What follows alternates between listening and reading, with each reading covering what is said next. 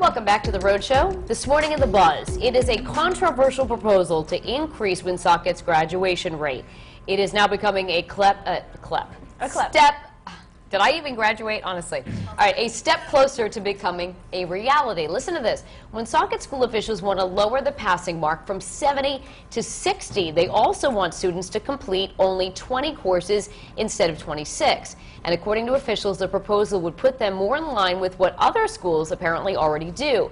But many parents say they're disappointed with the new plan. We're trying to have our kids study for the tests and NECAPs, get good grades, and they see the lowering of the grades as in, oh, we don't have to try as hard. All right, and this new system would also allow the high school to change from 7 periods to 6, which would save the education department nearly $800,000. The proposal could be given final passage at the next school committee meeting. This is horrendous. The key ingredient, you just heard it right there in your last sentence. Yep.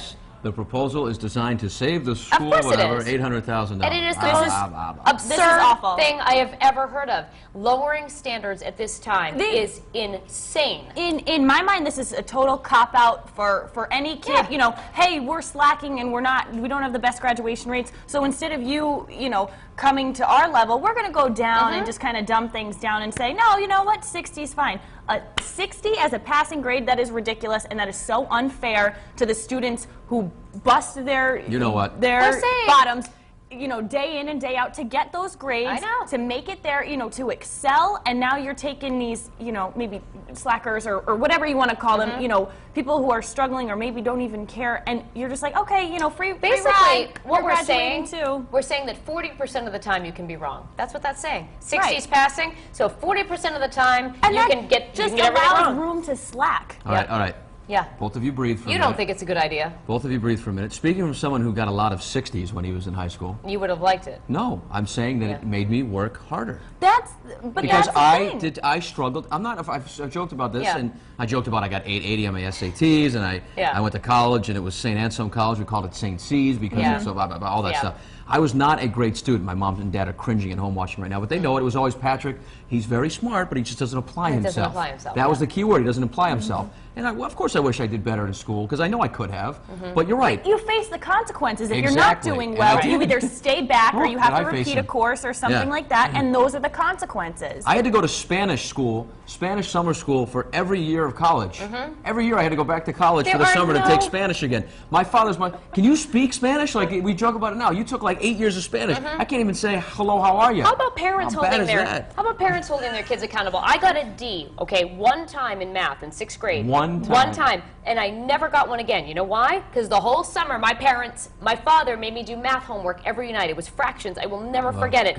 Every night he would come home from work. It'd be blazing hot outside. Everybody would be going to the lake. I would be home doing my math homework because my parents held me accountable for my almost failure in math. And you should be held accountable because it's your own fault for not studying or not doing whatever. I mean, I understand, you know, some kids slip sometimes or you forget whatever. You don't do well on as many tests, but you need to face the consequences. And I know some of these students at the Woonsocket School are now, they're saying dropping out or whatever. That's their own personal choice. They're pretty much giving up. If they're dropping out, they're giving up.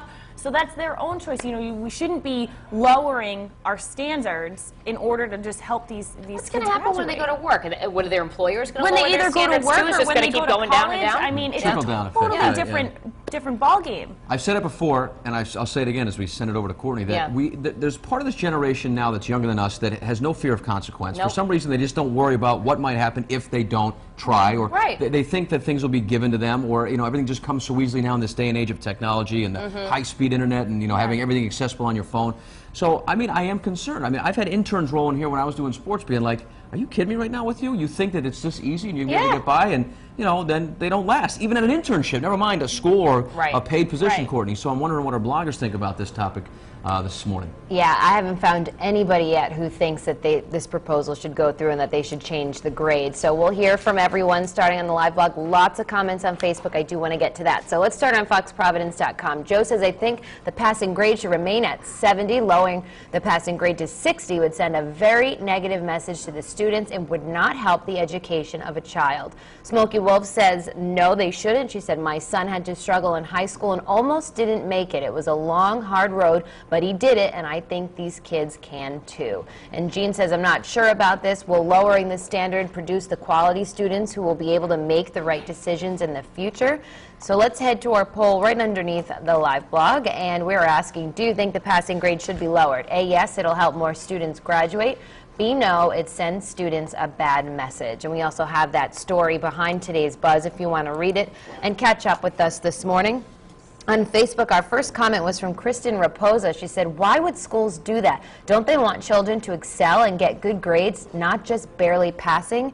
Very sad, she added. And Christine Neves says, no, 60 is way too low for a passing grade. What is that going to teach the kids that passing at 60 makes you smart? She said, please. And then our last comment was just from Patricia Fargley, and she said, I think it's great for that children can't deal with school, at least they're in there, or for those that can't or don't want to go to college. So you can weigh in our poll, and we'll have those results for you at the end of the show.